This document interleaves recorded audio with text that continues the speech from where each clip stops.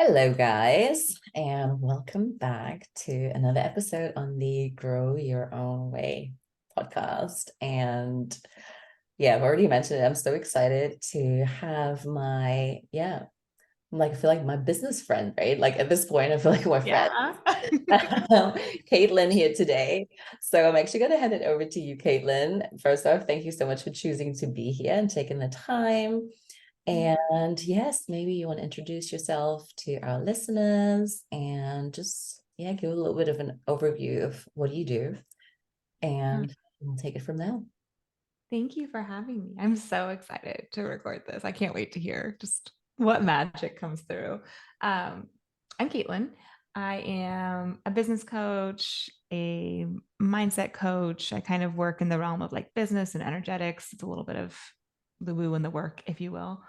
Um, and really, my whole like business is built around, similarly to you, like helping people run businesses in ways that feel really good for them. I talk a lot about ease, a lot about spaciousness, a lot about taking care of yourself, taking care of the human running the business, and the impacts of that, the byproducts of that, always seem to be just a business that feels really good and actually works.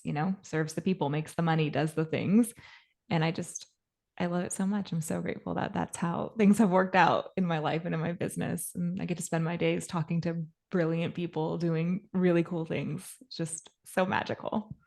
Yeah, thank you for sharing. Yeah, I mean, so aligned, right? And I think that's what why we probably feel so connected already. And it's, I think, always so beautiful to see, hey, you're not the only one actually who's really trying to pioneer this movement. And there's such a big shift. And it's so beautiful then, obviously, to connect with humans like you because we have these shared values, right?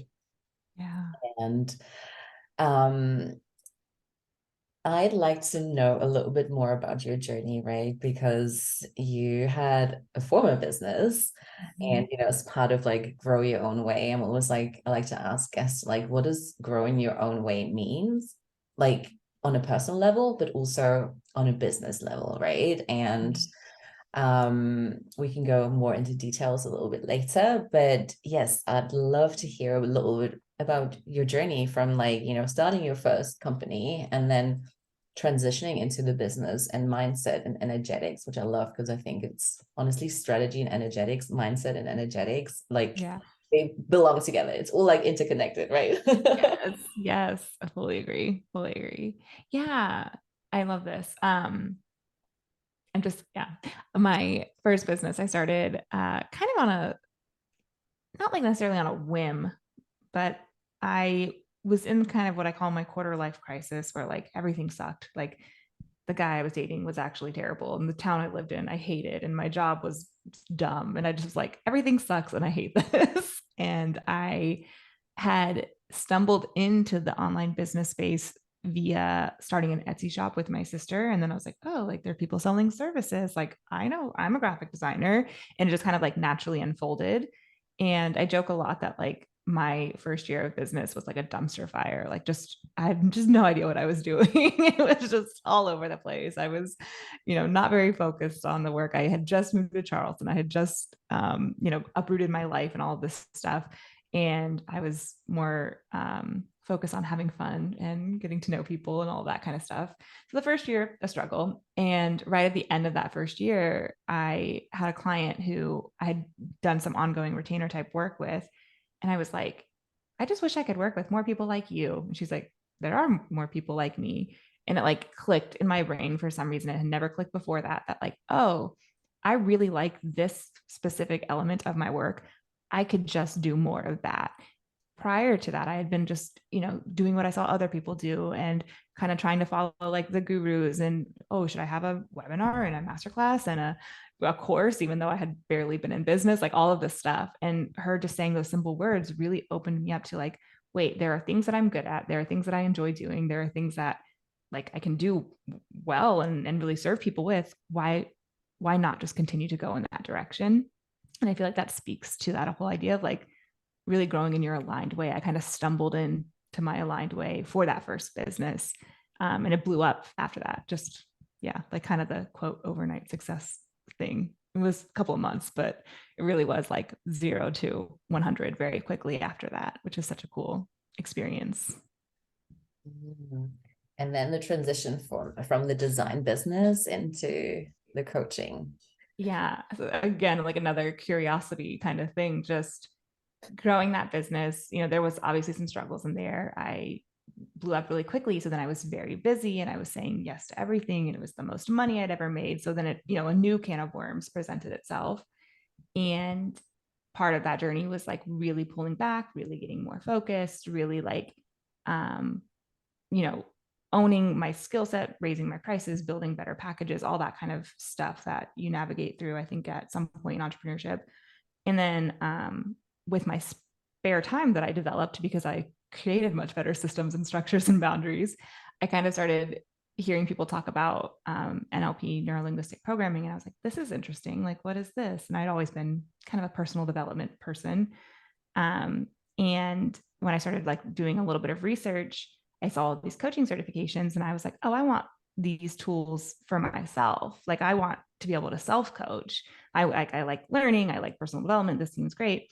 And I didn't really start going through any kind of coaching stuff with the intention of coaching. It was just like, I want this for me. And then turns out I love it and I'm good at it and it's really fun and it's just a magical place. And so that sort of naturally led into transitioning and starting the new business. I love this. And also like spoken like a true projector, right? Like, hey, I don't want to do this. I want this for myself. I feel like me as a manager, I'm like, oh, I want this so I can teach it. Like it's really interesting. Like, I don't know.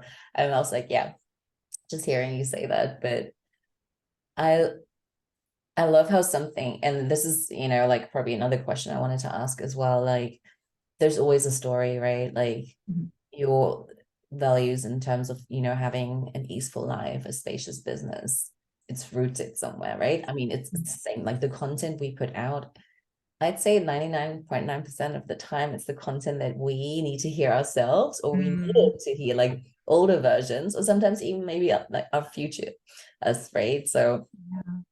would you say that, through the rapid growth, right? So maybe the not sustainable growth in your first Mhm. business, and then the exploration and being able to self-coach and kind of hold that space for yourself, that these were all elements that kind of, made it, even the voice inside even louder and clearer to be like, hey, actually, this has helped me so much.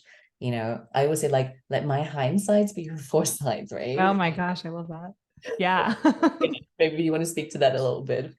Yeah, yeah, I totally agree with that. And I'm the first to say, I know in like kind of more traditional online business marketing, there's like a format, right? Like you tell your story and you tell how you learned the hard way and you want to help the next person. And I used to kind of roll my eyes at that. And now I'm sitting here and I'll have someone ask me, like a client ask me about, you know, how to evolve their business into something new. And I'm like, well, don't do what I did.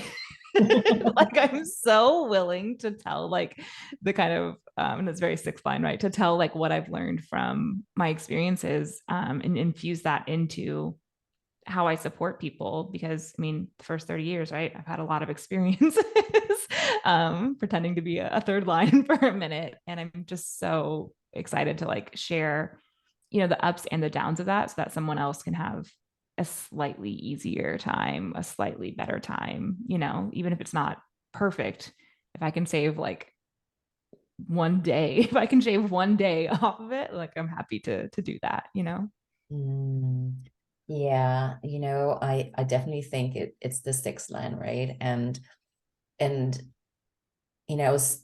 kind of sat with this for a while and would love to get your thoughts on this. So this was probably a while back because I'm a firm believer that, I used to be this person who would remove tricky situations for others. So Mm, just so they don't have to, navigate through it. And even with my family, right? With my younger sister, I'm like, okay, which obstacles can I remove and kind of, but then, I was kind of reflecting on like, actually, I am the person I am today because, mm, I've hit rock bottom and because I've experienced this. And then I was like, but then why am I doing my, like, why would people pay me to do my job? And then I kind of sat with it, right? And then the whole like trial and error, living as a third line, and then also like the line six. And I was like, I think what it is maybe is, you know, and everyone, experiences like hardships maybe in their own way, right? And for some of them it's smaller, for others it's bigger. But maybe this is where we come in as leaders, right? As mentors, really, with the sixth line, that we can take all the lessons, right? And Mhm. actually, yeah, and let our hindsights actually be foresights. And this is how we can really step into, especially like in the coaching space. And Mhm. it kind of just hit me. And then I was just, it's like you see a red car and then all of a sudden you see it everywhere, right? Yeah. I feel like this is, I'm like, okay, now I'm attracting six twos into my space. And then just watching the space, I'm like, interesting. Everyone's had their story, which is obviously really formed their foundations, and really, I think also like self-leadership, right? Like how you lead yourself is how you lead others, and what are some of the values. Yeah, what are your thoughts on that? Yeah, I love that. I have a lot of thoughts. My brain was like firing off things, and I was like, pay attention, be in the moment, listen. I love that. What comes up for me is I really think human design actually opened me up to this thought. I probably had it before, but like human design really solidified it. I really think like as humans, it, we're all these like unique puzzle pieces, but like we do fit together, right? Like we learn in relationship, we learn in having experiences with other people and saying like, this is good for me, this isn't good for me, this feels good, this doesn't feel good, like I want to go more towards that, I don't want to go more towards that. And so when I think about, oh, am I, does someone need to go through these experiences to grow as a human, or am I like somehow um, derailing them or something like that, or making it too easy for them or something?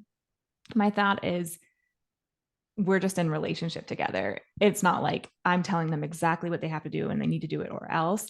I'm saying, here are some thoughts, here are some ideas. How does this feel for you?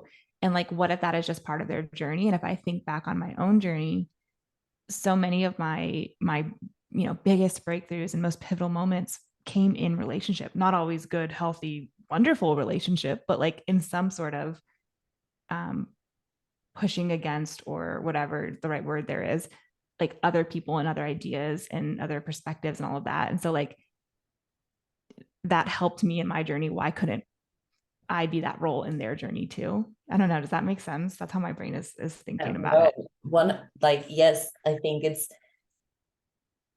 breakthroughs, or I'm like, I was called it, like, these lessons. I'm like, yes, it's always through someone else. And sometimes I'm like, okay, I know, dated this guy, it didn't last, but I knew exactly why we had that time together, because there was such a big breakthrough for me, right? So I'm Mm. 100% like,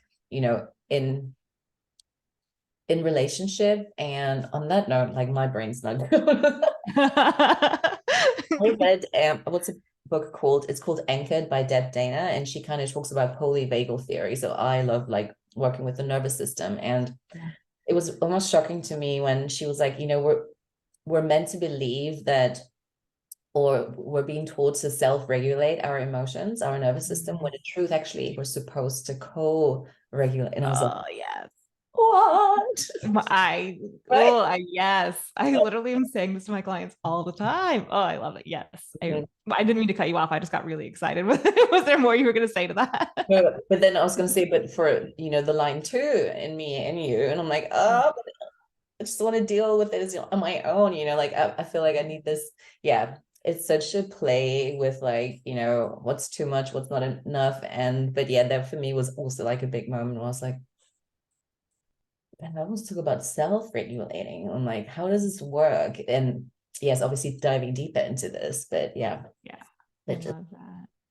I worked with a coach for over 4 years now who, we met through the pretense of business coaching, but she's so much more than a business coach. She's like a life mentor for me, basically. And she works with somatics and nervous system work. And I remember a couple of years ago, I don't remember exactly how I said it, but my point was like, it's so interesting to me that when we're going deep on these different things, in our calls how I'm like, things come up for me that would never have come up for me by myself journaling. And Mhm. she started to explain this idea to me. And it was like, I mean, simply put, how I understand it is like, there are things that my brain does not want to venture towards. There are things that my brain does not want to think about. There are things that my brain is like, that feels unsafe Mhm. unless it knows that someone is there with me, like to help me through it, to pull me back if I feel like I've gone too far into it or whatever that might be. And that's really how I understand this idea of co-regulating. It's like having that anchor. Mhm. And a lot of my clients are into reading spicy fantasy books. You know, we're into like A Court of Thorn and Roses and all that. And I always tell them that There's a there's, theme at the moment, right? Everywhere, yeah. everywhere on social. I'm like, what's happening? I mean, I highly recommend. But there's in one of the books called it's the Crescent City series. It's by the same author as like the big book that everyone gets pulled into. She has this whole part of the book that literally speaks to this so perfectly. She's not talking about nervous system work or whatever. It's like part of the fantastical plot. And I'm always telling my clients because they've all read the book or want to read the book, I'm like, go read it and you will totally understand why we can go deep on a call. And maybe it feels like you can't do that on your own. And like, that's okay. That makes sense. Like, that's totally normal. And I'm here to co-regulate with you, you know? I love that. Yeah, so true. It's like, yeah, just the space holding, right? Like even sometimes I've noticed this sometimes like in yoga, and even like if the teacher doesn't say anything, or when I was teaching, sometimes, but just feeling safe that someone else is around. And then I think obviously, feeling safe, I would say like feeling safe, it's such a practice, right? And the more we experience feeling safe, and not just, external situations, but also in our bodies, Mm-hmm. more we're probably willing to kind of go deeper and uncover and, look at some of the shadows or whatever else is hiding, right? And it's just this Yeah. yeah, practice. I'm like, it's so interesting, like all these different concepts. I feel like no matter whether it's a concept or a system or a practice, in the end they all have like they share like the same essence in a way, right? Mm-hmm. I really love this. I really love this. I feel that. um this book, okay, I need to read the books because I've been seeing them. I've been but there's another one, right? Because this one is like there are three books, I think, or is it a trilogy? The so the author, the one that everyone gets started with, the one that like introduced everybody to this whole world is called A Court of Thorn and Roses. Yeah. That's like an unfinished, like she's still writing them. So I don't know how many there will be total. I think there are four and like a half, like a novella, but like there's like four now. But then I, binged those, and then I was like, what else has this author wrote? And she's wrote two other series. One is complete, one is ongoing. And in one of those series, she talks about they're literally called anchors in the book, but it's the exact same idea. It's like somebody, like part of their, growing into their magical abilities or whatever is like going into the depths of their soul. But they don't like call it that, but that's like what it is. And like seeing their darkest bits, but they have a person there to anchor them and pull them back out and all Oh, this kind of stuff. And I'm like, that's nervous system work. I love it. Yeah. Yeah. Oh, beautiful. Yeah. Yeah. So I highly recommend. They're all good. All of her books are good. I like them. Yeah, I think there's another like series that I've been seeing as well, because this one was recommended to me like last year or 2 years ago, and then the one I'm seeing on Instagram now, I'm like, okay, what is this? I'm like, and I usually, if something is like super on Vogue, I'm like, no. Yeah, oh Don't. my gosh, me too. But Harry Potter, honestly, I didn't start reading Harry Potter till to like really late. I was like, nope, nope. And then Resist. I'm like, no, I didn't want to like it. Or Harry Styles, I'm like, oh damn, I didn't really want to like his album, but But it's so dang catchy. I'm just totally the same. Yeah, so I feel interesting. that. So when did you find, or when did human design find you? And Mm. has the way you're doing business shifted since you've become maybe more familiar with your human design? Yeah. Yes. So it was early 2019. And it's actually the same coach that I was just mentioning. She was offering human design readings. I didn't realize it at the time. She had like just started her business. I thought she was like, just this incredibly knowledgeable like business. Well, I'm like obsessed with her from the start. And it was such a projector exchange because she's also a projector. At the end of the 30-minute reading or whatever I had booked, I was like, hi, I am obsessed with this and you. How do I pay you more money? I would like to pay you more money and just be in your world. And then, learning more about being a projector, I'm like, wow, what a dreamy thing that I said to her. Like that probably felt so good to receive. And so I started in 2019. I didn't really start to like consciously integrate it and like really think about the information and how it applied to my day to day consciously, probably until like 2021. But if I look back, kind of this idea of like hindsight being 2020, if I look back, 2019 is when, I entered into the coaching certification. Shortly after that, I shifted and opened the new business a couple months later. Like I think in a way it started to show up before I even realized it showed up, if that makes sense. Like I wasn't like, ooh, what would a projector do today? Or ooh, how can I honor my emotional authority today? But I think it was like taking root um the whole time, if that makes sense. Yeah. And that's, I mean, human design is meant to be felt and lived, right? Embodied. Mm. Like, it's not something you can just like study and learn by heart. And like, it doesn't work. I mean, Yeah. I think with everything in life, right? There's this integration piece. And I think it's also beautiful that it didn't direct your life because often it's like, oh, it says I'm a projector and this is exactly what I need to do. But in the end, you're still your own authority, right? And Mm. I mean, you're a 6-2 as well, you have an emotional authority. And so you're already, living life different than other projectors, right? So Yeah. I think that the charts are so nuanced and so yeah, really trusting your own decision making. How I think especially with the 6-2, right? Because and one thing I've seen is in terms of attracting clients. Mm. Are clients finding you? Is it more like the pole, the magnetic piece? And because I think because of that rawness of sharing, like through the sixth line, um, something I've been witnessing, like in myself, but also with others who have the six, it's this, yes, in human design. I mean, we always say if you follow your strategy and authority, obviously you're magnetic, right?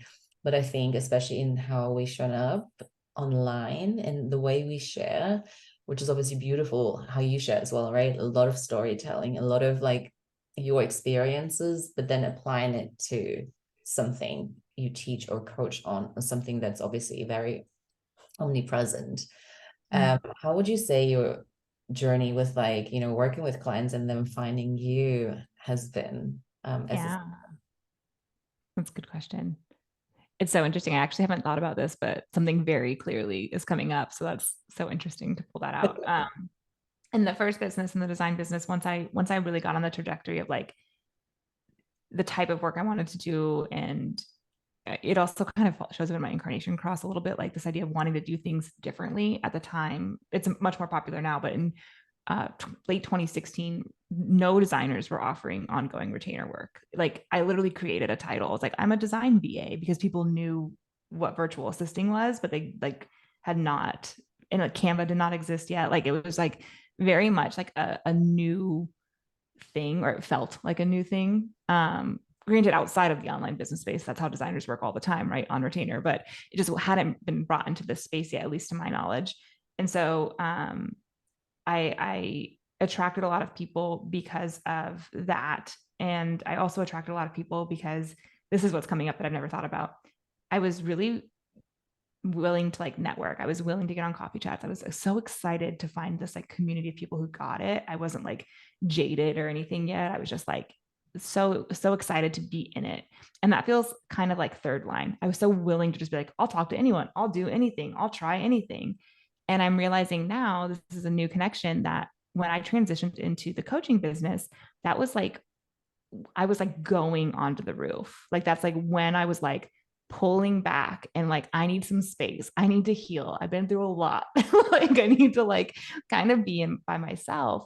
And in the beginning of the coaching business, it was actually really challenging for me to get clients because I think I was so unwilling to really like put myself out there and talk about this and like really share my story and all that, because it coincidentally was literally right when I was like in my most pulling away, if that makes sense. And that's an interesting new connection because that has, a couple of years later, I've become so much more willing to make connections. I've been so much more willing to just talk to people and chat. It's almost like I've kind of like done enough, even though it's only been a couple of years. Like I've almost like healed enough on the roof that I'm like, okay, I can like tiptoe down every once in a while and like talk to people. Um, so anyway, I don't know if that doesn't answer your question really, but it just felt like a really interesting thought of the timeline that I had never I love thought that. about. But yeah.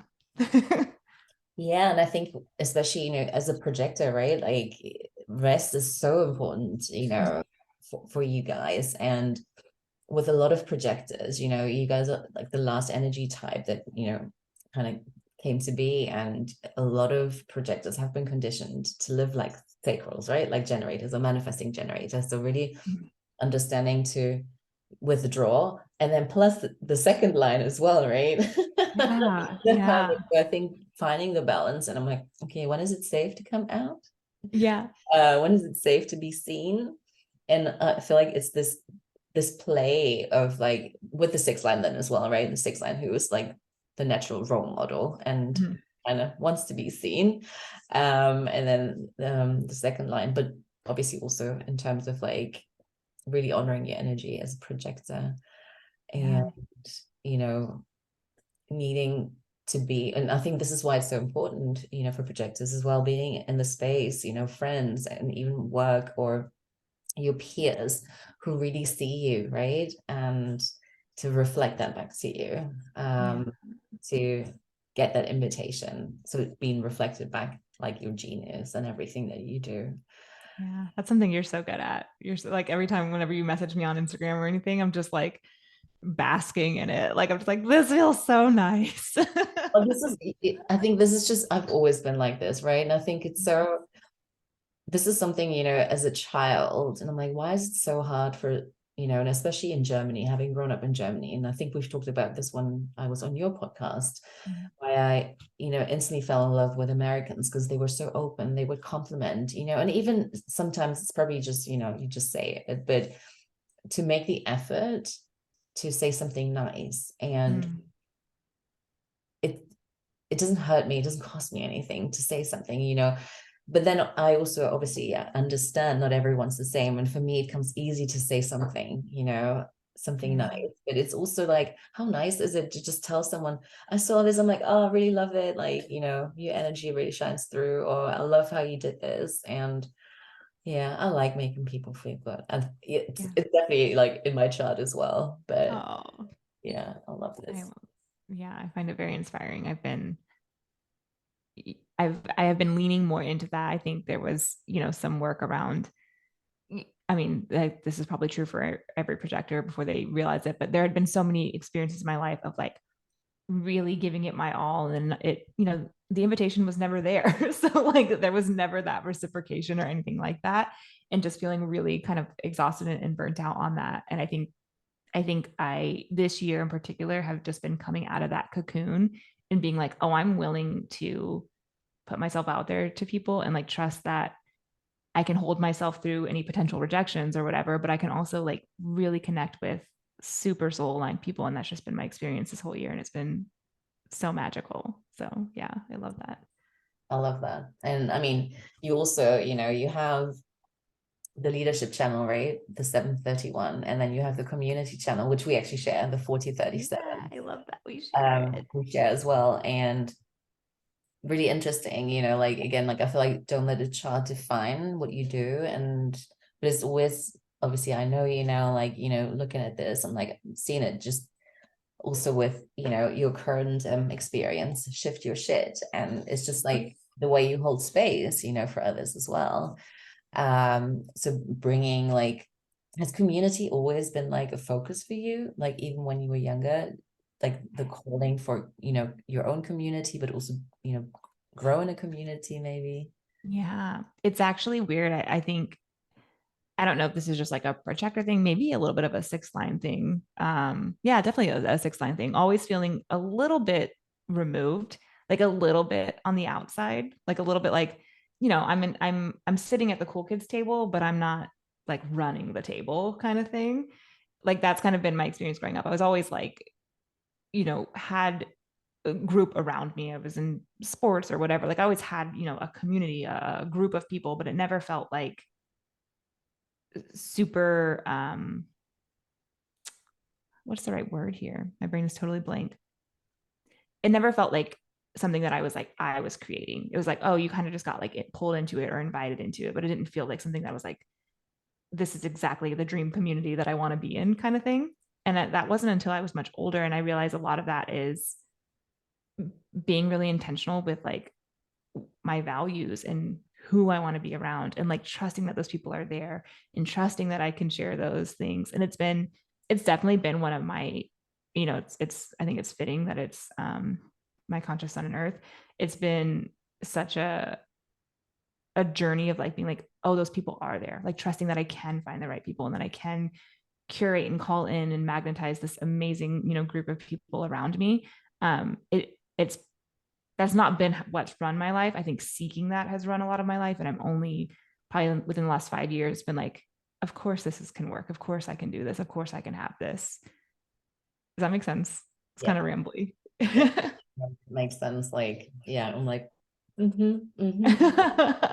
yeah. And again, like bringing it back to like the sixth line, like the born, plus being a projector, right? Like the born leader, really, right? The role Mm. model.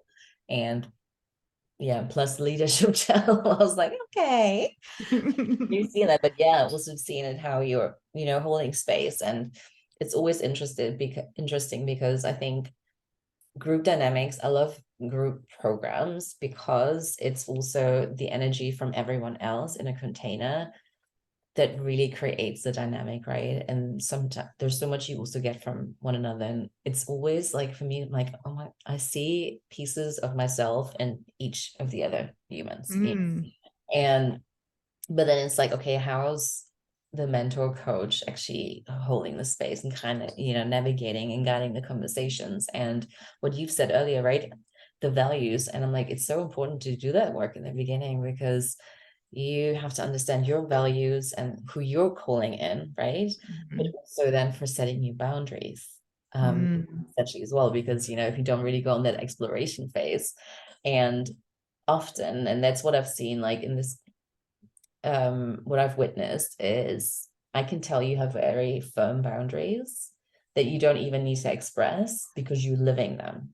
Because Mm. it's really when you internalize your own boundaries, no one will fuck with them because it's almost like, you're just, everyone can feel them. And I feel like I'm like, wow, there's a lot of people in the group, but I feel like it's really working like the boundaries. I'm like, oh, Kaitlyn has very strong boundaries. Thank you. I appreciate that. That is it's so funny because it's a very like I guess kind of second line of me to be like to not even realize that that is such a strength of mine until human design kind of exposed that to me. But prior to that, didn't really realize that that was something that people saw in me or like sought from me. And now I can look back to so many experiences in my life of like just having always been the advice giver, and a lot of the advice was around boundaries. Like in high school, I hadn't even like kissed a boy, let alone gone on a date, and friends being like, well, what should I say to him to make this happen, or how should this, and I'm over here just like fixing and healing romantic relationships on the side and like helping people stand up for themselves and like say what they want and all this kind of stuff. And yeah, I think it's I come from a family of everyone in my family, my immediate family has defined hearts. And I think there's a little bit of that. I think there's a little bit of like, oh, I've been taught that like what I like that my will, my whatever matters. Not that it matters more than anyone else's, like everyone has the right to boundaries, but like that I also get to say my piece and what I expect. Love this. Wow. I think everyone in my family has undefined G center. Like, I think the majority of us, yeah. Yeah. I actually attract quite a few people with a defined heart and an open spleen, like that, which is what I have a completely open spleen and a defined heart. And weirdly enough, quite a few people in my immediate surroundings are that same setup. And I'm like, are we all part of the same fractal? Like, yeah, I don't know. I It's love kind of it. cool. I have Yeah. an open spleen, but Yeah. open, undefined G center. Um, you've mentioned something in the beginning of the conversation, which I love to, yeah, speak a little bit more about. Sure. Um, Raising prices. Um, your first business. How, when did you know it's time to raise prices? And yeah, I feel like price strategy. It's something I've had this conversation like last month or maybe like 5, 6 weeks ago, and then I was like, oh, I need to speak about this. And Yeah. I did a podcast and a post, and honestly, so many other coaches in the space were like, I'm so glad you said something because Mm. I, and I'm like, why doesn't it, let's normalize talking about these things, right? But Yeah. um obviously you've been in business for a really long time already. Like, when did you know, like, how did you go about this? What was this for you, like very intuitively? Or was it with, okay, now I've done this for 3 years, now I need to Mm. up my prices? And or was it more like energetically as well, right? Like, what's my capacity? And Kind of a combination. I think for a while, especially in the first business, it was a capacity thing, like, oh, well, the desire is there, the need is there kind of thing. But it also was like tuning into bitterness. I didn't know bitterness as like I mean, I knew what bitterness meant, but it wasn't like an emotion I had identified in myself until human design. But realizing that, my default setting with clients, with any of my work, is I want to over deliver. I want to give the best, most incredible experience. I want to literally like knock your socks off. I want you to be like, and I've had the experience where people say like, your free stuff is better than this, $1,000 course I bought. Da, da, da. And I got that early on in the design business too. I had like a free opt-in that actually was kind of dumb and had no real purpose in my business model. But anyway, I had it because you were supposed to have it. And I would get those emails all the time from people saying like, this is worth so much. Da, da, da. What I noticed for me is when the pricing isn't correct, that feeling is gone. I'm like, I'm resentful. I'm bitter. I don't want to over deliver. I feel like too much is being pulled of me. It feels unfair. And I used to think that that was really like kind of bad, like kind of bitchy or whatever. And human design really helped to actually open up to like, oh no, like the deal is not sweet enough.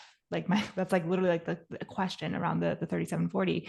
The deal is not sweet enough right now. And like, that's not a bad thing. That just means this is an unfair exchange. And I believe that exchanges should be a fair value. The value that I receive is money. So that needs to be like of a fair thing for what I'm willing to give and how much I am going to give. Luckily I learned that lesson mostly in the design business. So coming into coaching, I didn't have to like relearn that. It felt a little bit easier to navigate that. Um, but around pricing, with my clients, we talk about that, like that bitterness number, like that resentment number. And so I'll ask people like, oh, I want to, do these intensives or whatever they say. And like, what number would actually piss you off? Like if somebody showed up and they used it to the full extent and they showed up, every day in the Boxer chat or whatever it was, like they like maxed the boundaries that you set on this container, what number would you be like actually secretly freaking annoyed and pissed off and bitter about? And whatever that number is, I'm like, okay, we're going to move well away from that number. And then usually there's this other number on the other end of the spectrum that's like, what number makes you want to like throw up and cry and never talk about it? And like, you like literally cannot get behind right now. And whatever that is, I'm like, okay, like I think we should probably be, 60 to 75% between those numbers. And we can always work up to that other number. But I don't think you should like dysregulate yourself trying to sell something that you can't get behind. But you should still stay way, way away from your resentment number because you're never going to actually book them. Or if you do book them, it's going to be not a great experience and it's not going to be good for reputation. yeah, I love that. 100% Mm-hmm. resonates. And yeah, very, very similar approach as well, right? Because And that's the thing, you know, like I'm definitely seeing a lot of more. I think maybe a few years ago, it was more like, you know, maybe new business owners that did a lot of like, you know, freebies or tasters as Mm. them.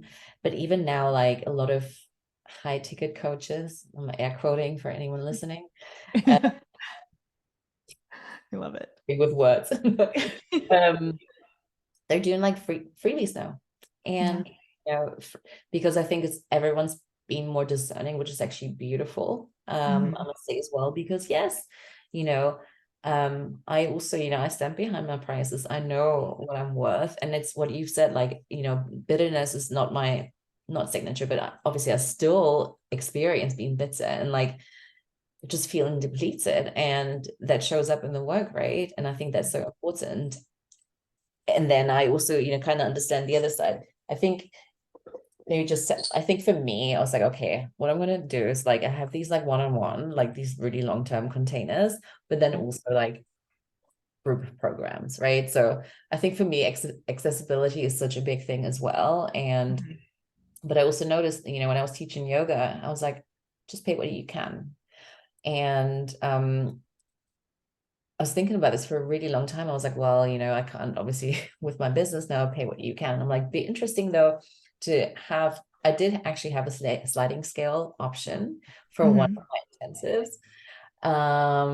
But then decided I was like, actually, it doesn't feel good. It doesn't feel Mhm. good. And what I also noticed that no one signed up because it was almost like, which price do I go for? And will I Mhm. be judged, even though I said, you know, there's no judgment.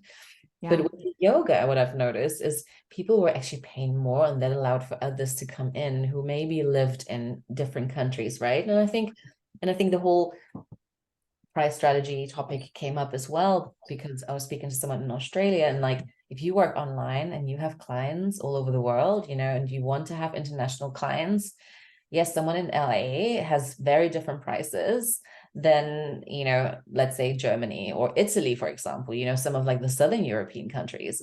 Yeah. You're not going to be able to afford even like a course for 1,000 or 1,500 because, you know, depending on what they do. So just got me on this hole and I'm like, what are your thoughts on this? So yeah, I love Yeah. what you said. Yeah.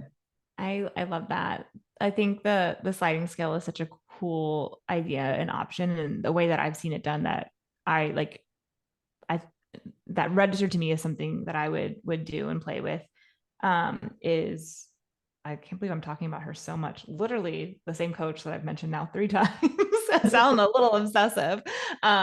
She recently opened up a really small intimate group thing, and how she explained it was like, this is how I see the value of this. Like, basically, you know, there is no value. It's crazy. It's just everything. But here's how I would price this if I was just going to tell you, like, this is the value of it. For this to work, this number of people will come in at this price point. If you would like to pay more, there's a sliding scale open to this maximum price point, but the minimum is this. And I kind of like how she explained it. It was very honest. It was very real. It was like, I cannot actually do this work for free, but I want to give you the option to pay more if that's available to you, if you feel so inclined.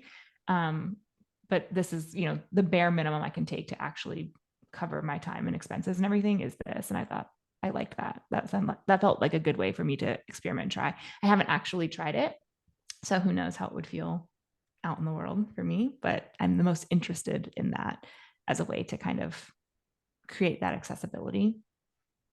Yeah. Cause even like, you know, like some speaking to some, you know, humans like on Instagram, like, "Ooh, okay, they live in Malaysia or they live in India. And I'm like, or the Philippines. I'm like, how accessible is it for them to join? You know, and I don't want to like stereotype, but I've worked, you know, we've had part of our team in the Philippines, and I know like, you know, even like their salaries on like $400 a month. So Mm. and that just kind of got me thinking, right? And then I was like, okay, but yeah, essentially also this is the value. And I love her approach because I think Mm. when you do sliding scale, that's so important to for others to understand as well, right? This is the value actually. Like this is um what it's worth. Although sometimes that's also tricky, right? Because then sometimes you see Yeah. like pages like bonus, this is worth $200,000. Yeah. Now it's only 2,000. I'm like, okay, that Something doesn't add up here. Yeah. but no, I That's think girl math. Sorry. the why behind it. And yeah, I love that whole I think for me it was like transparency is something so important. And Mhm. it ultimately, yeah, thank you for being, for being so honest about this. No, I agree with you. There should I be love to conversation. have these conversations because they used to be so taboo. And I'm like, no, let's talk about them, like Yeah, yeah. not. The other thing that for me, and this isn't the right answer, like I've had clients after I kind of like announced this, I've had clients be like, that doesn't work for me in my business model. I'm like, that's fine. Like, I'm not saying this is the answer. I'm saying this is what I'm doing going forward. Something that I don't do is my payment plans don't have like extra added on. So like if something is $1,000, you can do it in whatever, four payments of 250, like it'll still equal just $1,000. That felt like a really good thing for me to do a couple years ago, and it's served me well. Yes, I'm Yeah. 100%. I mean, I'm not surprised, aligned with same. I don't. And yes, with Stripe, obviously, this might actually be interesting for some of the listeners as well, Yeah. because we obviously get charged transaction fees, right? A percentage. Mhm. And so even if it's a payment plan, let's say 4 payments or 6, and if it's still the same price, we obviously take a little bit of a not hit. I mean, There's it's more being, yeah. thank you. But I also think it's the let's not glorify, oh, someone's paid in full. Maybe, not Mhm. everyone has maybe the financial means, and why should Yeah. they be punished almost in a way? So I really like this. And I think this is actually also a big element of accessibility, right? Mhm. Or even sometimes you're like, hey, I saw that it's only like 3-month payment plan. Is there any way? Yes, like Mhm. I never want that to be like um a decision factor for them to be like, oh, actually, I can't join. And Yeah. Yeah. I think for my program, which starts next month, I almost didn't do pay in full because I wanted it to feel like a membership because it's 6 months. I'm like, let's just do it. But Yes. then I also understand just for tax reasons, especially in Europe, sometimes it's better to have everything in 1 month before Yeah. the financial year, because the financial year in Europe ends in March and the program is until like April. So I was like, okay, I also want to give that option, but I was like, because then it's almost like no judgment, right? Like, hey, Yeah. everyone has to pay monthly. It's like a membership, so you don't have that big chunk. Yeah. Yeah. I think that's an interesting option too. And I think like I don't know, I would rather play with like incentivizing versus taking away. So like if for whatever reason I needed, desired, wanted more painfuls, I might like add a bonus of something in there, but not a bonus that impacts your actual like ability to go through the program or get a lot from the experience. Like it's not, I'd rather add to than be like, you don't get this unless you pay in full or something like that.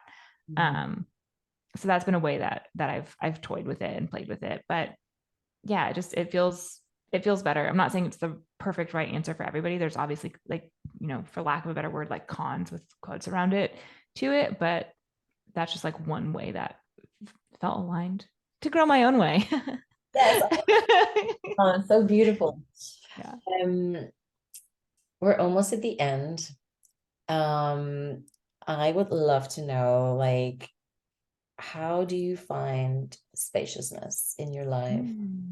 your business, and what does a day in Kaitlyn's life look like? Interestingly enough, I'm sharing day in the life on Instagram as like a challenge to myself. That's so funny.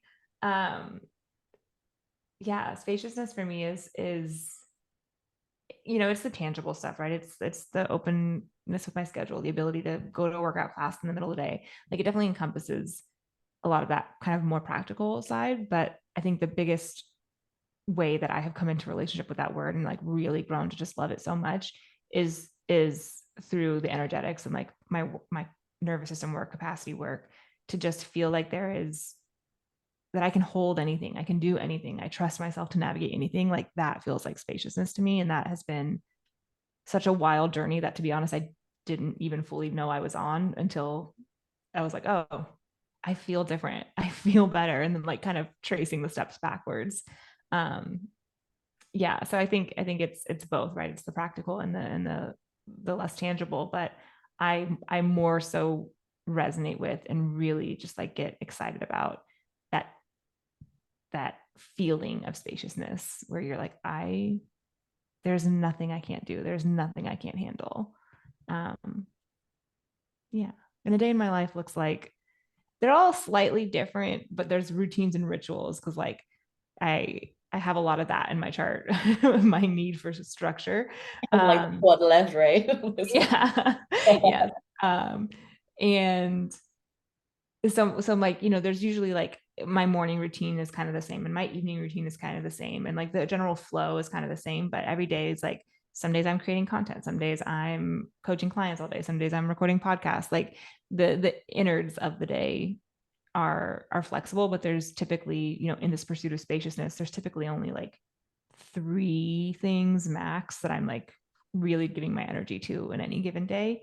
And that just has been the most supportive for me and my energy and honestly my business, right? It's like forced intentionality and forced discernment. So I run a really streamlined ship because of that.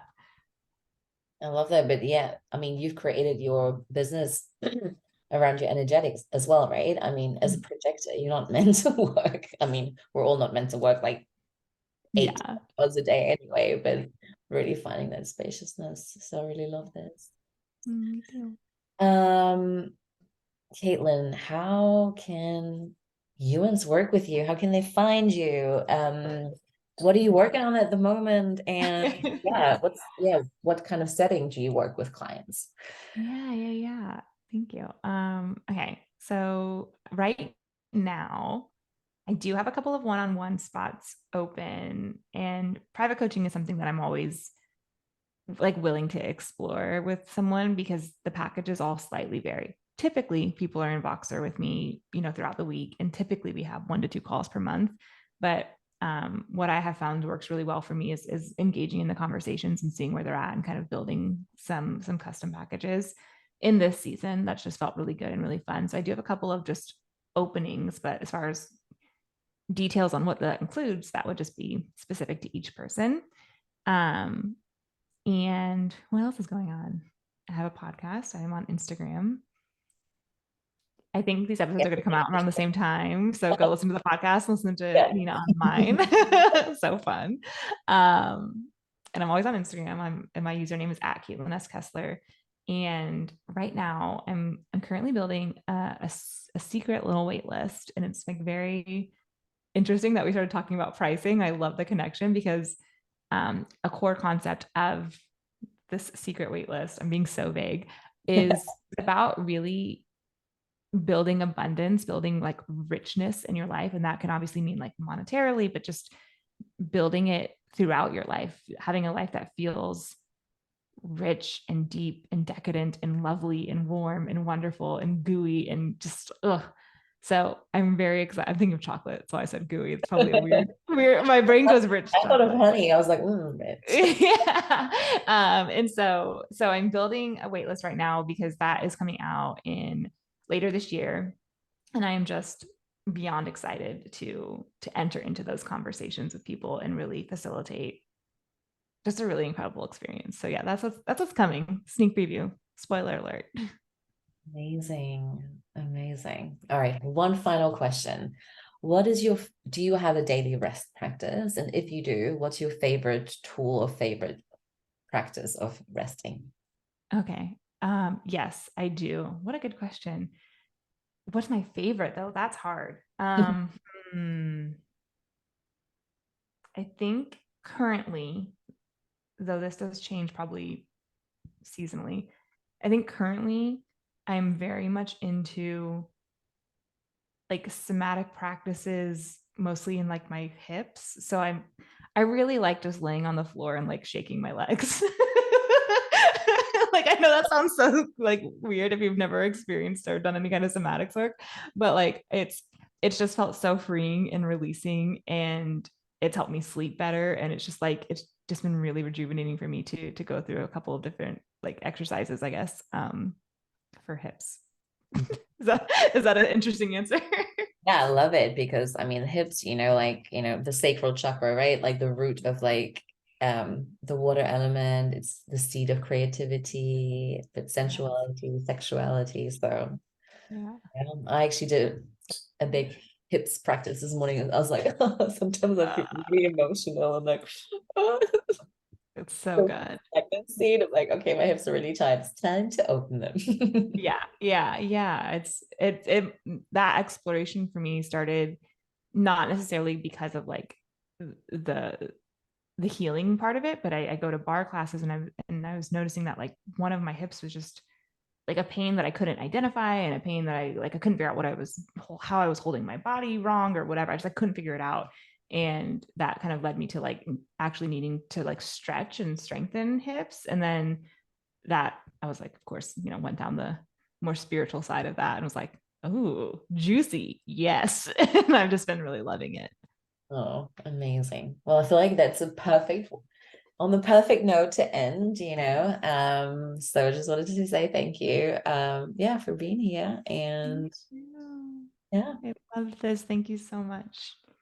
thank you. All right.